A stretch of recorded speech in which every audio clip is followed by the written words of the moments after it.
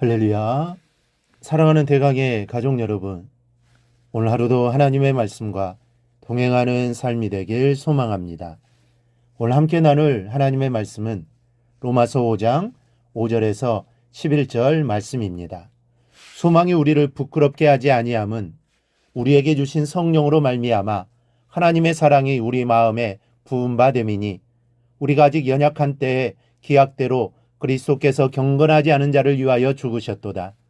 의인을 위하여 죽는 자가 쉽지 않고 선인을 위하여 용감히 죽는 자가 혹 있거니와, 우리가 아직 죄인 되었을 때 그리스도께서 우리를 위하여 죽으심으로 하나님께서 우리에 대한 자기 사랑을 확증하셨느니라. 그러면 이제 우리가 그의 피로 말미암아 의롭다 하심을 받았으니 더욱 그로 말미암아 진노하심에서 구원을 받을 것이니, 곧 우리가 원수 되었을 때 그의 아들의 죽으심으로 말미암아 하나님과 화목하게 되었은즉, 화목하게 된 자로서는 더욱 그의 살아나심으로 말미암아 구원을 받을 것이니라.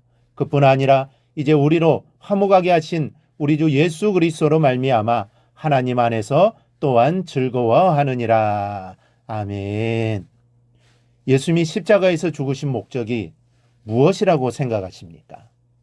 많은 사람들은 예수님이 십자가에 달려 죽으신 것은 우리를 죄에서 살려내시기 위해서라고 말을 합니다. 인류의 구원이 예수님께서 십자가를 지신 목적이라는 것입니다. 인류를 구원하시기 위해서가 아니라면 예수님이 굳이 십자가에 달려 죽으실 이유가 없기 때문입니다.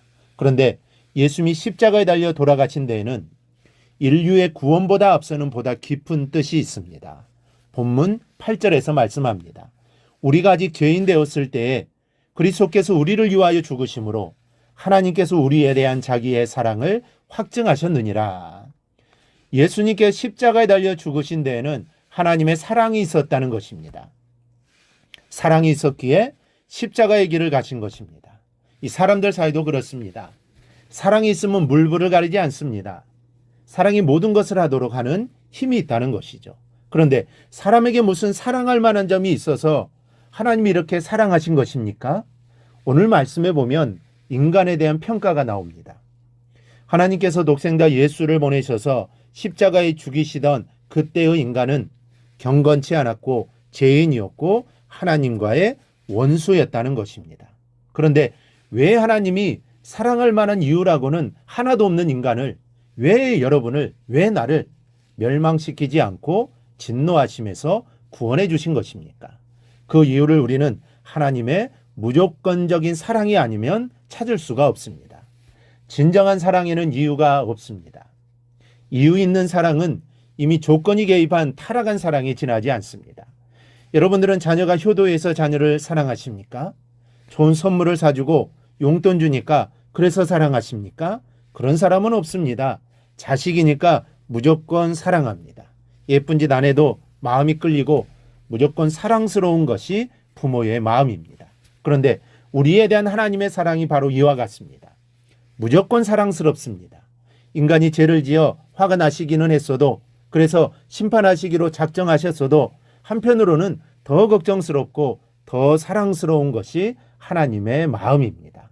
이 부모도 자식이 죄를 지으면 범죄한 못난 자식에 대해 화가 머리끝까지 나면서도 그 자식이 잘못되기라도 할까 염려가 되고 걱정이 돼서 잠이 오질 않는 것이 부모의 심정입니다. 그래서 화를 내면서도 대책을 강구하게 됩니다. 그 이유가 무엇입니까? 바로 사랑하기 때문입니다. 사랑이 아니면 설명할 수가 없습니다. 사랑이 그렇게 하게 한 것입니다. 여러분, 범죄한 인간에 대한 염려와 사랑으로 그 대책을 마련한 것이 예수 그리스도의 희생의 십자가입니다. 하나님의 사랑이 아니면 십자가도 구원도 없는 것입니다. 오직 하나님의 사랑 때문이었습니다. 그러니 십자가를 바라볼 때마다 무엇을 생각합니까? 구원받을 사실을 생각하며 안심해야 합니까? 구원해 주신 사실만 생각하면서 감사하면 될까요? 그것만 가지고는 안 됩니다. 십자가를 바라볼 때마다 구원보다는 먼저 우리를 향하신 하나님의 사랑을 생각해야 합니다. 구원은 우리를 사랑하시는 하나님의 사랑에 의해서 생겨난 사랑의 부산물에 불과하기 때문입니다. 간혹 진노하신 하나님의 마음을 예수님이 바꾸어 놓았기 때문에 우리가 구원을 받을 수 있었다고 생각하는 사람들이 있습니다. 구원은 전적으로 예수님 덕분이라는 것이죠. 그러나 이것은 사실과 다릅니다. 예수님께서 세상에 오시고 고난받으시고 부활하신 구원의 전 과정은 처음부터 끝까지 하나님의 사랑에 의한 것입니다. 사랑이 아니었다면 있을 수 없는 일입니다. 사랑이 없었다면 예수님은 이 땅에 오시지도 않으셨을 것입니다. 고난도 받지 않으셨을 것입니다. 죽으시지도 않으셨을 것입니다. 사랑이 아니면 그 어떤 것으로도 설명할 수 없는 것입니다. 오직 사랑입니다. 자식이 죄를 지어 화가 났다고 해서 자식에 대한 사랑이 식어지는 것은 아닙니다. 화가 나긴 하지만 오히려 염려와 애틋하고 안타까운 마음에 사랑이 더 깊어지는 것입니다. 바울은 무엇보다 이 사실을 확신하였습니다. 그래서 8절에서 그리스도 예수의 대속의 죽으심은 우리에 대한 하나님 자신의 사랑을 확증하는 사건이라고 본문에서 힘주어 결론짓고 선포한 것입니다. 사랑하는 여러분, 본문에서 바울이 언급한 대로 의로운 사람을 위해서 죽는 것도 쉽지 않고 선한 사람을 위해 대신 죽는 사람도 흔치 않습니다. 그런데 하나님은 독생자 예수를 보내셔서 경건치도 않은 죄인이요 하나님의 원수된 우리를 위해 죽게 하실 정도로 우리를 사랑하셨습니다. 이 자리에 있는 우리가 바로 이 놀라운 사랑의 수혜자입니다. 그러면 우리가 무엇으로 삽니까? 돈으로, 밥으로, 권세로 삽니까? 우리는 하나님의 말씀과 사랑으로 사는 사람들입니다.